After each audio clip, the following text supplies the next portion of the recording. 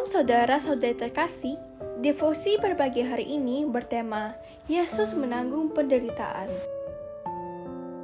Ayat pada pagi hari ini diambil dari kitab Markus 14 ayat 32 sampai 36. Lalu sampailah Yesus dan murid-muridnya ke suatu tempat yang bernama Getsemani. Kata Yesus kepada murid-muridnya, "Duduklah di sini, sementara aku berdoa." Dan ia membawa Petrus, Yakobus, dan Yohanes sertanya. Ia sangat takut dan gentar. Lalu katanya kepada mereka, "Hatiku sangat sedih, seperti mau mati rasanya. Tinggallah di sini dan berjaga-jagalah." Ia maju sedikit, merebahkan diri ke tanah dan berdoa supaya sekiranya mungkin saat itu lalu daripadanya. Katanya, "Ya Aba, ya Bapa, tidak ada yang mustahil bagimu. Ambillah cawan ini daripadaku, tetapi janganlah apa yang aku kehendaki, melainkan apa yang engkau kehendaki." Kemudian serdadu-serdadu membawa Yesus ke dalam istana, yaitu gedung pengadilan, dan memanggil seluruh pasukan berkumpul. Mereka mengenakan baju jubah ungu kepadanya, mengenyam sebuah mahkota duri dan menaruhnya di atas kepalanya. Kemudian mereka memulai memberi hormat kepadanya. Katanya, "Salam, hai Raja orang Yahudi." Mereka memukul kepalanya dengan buluh dan meludahinya dan berlutut menyembahnya. Sesudah mengolok-olokkan dia, mereka menanggalkan jubah ungu itu daripadanya dan mengenakan pula pakaiannya kepadanya. Kemudian Yesus dibawa keluar untuk disalibkan. Pada waktu itu lewat seorang yang bernama Simon, orang Kirene, ayah Alexander dan Rufus, yang baru datang dari luar kota. Dan orang itu mereka paksa untuk memikul salib Yesus. Mereka membawa Yesus ke tempat yang bernama Golgota, yang berarti tempat tengkorak. Lalu mereka memberi anggur bercampur mur kepadanya, tetapi ia menolaknya. Kemudian mereka menyalibkan dia. Lalu mereka membagi pakaiannya dengan membuang undi atasnya untuk menentukan bagian masing-masing. Hari jam 9 ketika ia disalibkan. Dan alasan mengapa ia dihukum disebut pada tulisan yang terpasang di situ, Raja Yahudi. Bersama dengan dia disalibkan dua orang penyembah, seorang di belah kanannya dan seorang di sebelah kirinya. Demikian genaplah nas Alkitab yang berbunyi, "Ia akan terhitung di antara orang-orang durhaka."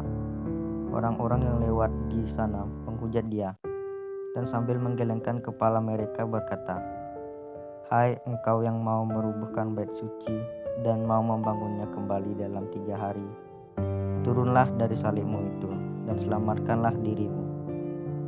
Demikian juga imam-imam kepala bersama-sama ahli Taurat mengolok-olokkan dia di antara mereka sendiri, dan mereka berkata, "Orang lain ia selamatkan, tetapi dirinya sendiri tidak dapat ia selamatkan.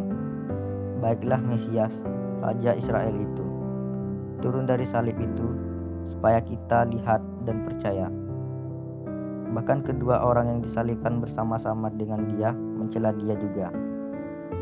Pada jam 12, kegelapan meliputi seluruh daerah itu dan berlangsung sampai jam 3.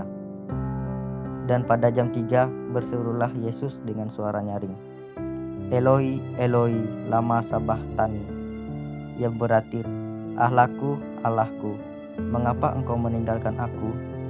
Mendengar itu, beberapa orang yang berdiri di situ berkata, "Lihatlah, ia memanggil Elia." Maka datanglah seorang dengan bunga karang dan mencelupkannya ke dalam anggur asam, lalu mencukupkannya pada sebatang buluh dan memberi Yesus minum, serta berkata, "Baiklah, kita tunggu dan melihat apakah ia datang untuk menurunkan dia." Lalu berserulah Yesus dengan suara nyaring dan menyerahkan nyawa-nyawanya. Pengakuan iman rasuli yang diikuti katekismus ini menambahkan bahwa Yesus Kristus turun ke dalam kerajaan maut. Hal ini dimaksudkan agar kita umatnya mengetahui bahwa Yesus telah membayar setiap sen dari penderitaan yang menjadi utang kita karena dosa kita. Tidak ada yang tertinggal sama sekali bagi kita, Terkadang Alkitab membandingkan murka Allah dengan cawan minuman yang sangat pahit. Yesus telah meminum habis seluruh cawan itu. Dia tidak meninggalkan apapun di dalamnya untuk kita minum. Pada tahun-tahun, hari-hari, dan jam-jam menjelang penyaliban, dan terutama kepada saat Yesus tergantung di kayu salib menggantikan kita, Dia menanggung kesesakan, kesakitan, kegentaran, dan penderitaan bagaikan neraka yang tidak terperikan. Allah Bapanya berbalik dan meninggalkan Dia benar-benar seorang diri. Anak Allah itu cukup besar sehingga Dia bisa menanggung di dalam jam-jam yang mengerikan dan gelap di kayu salib itu.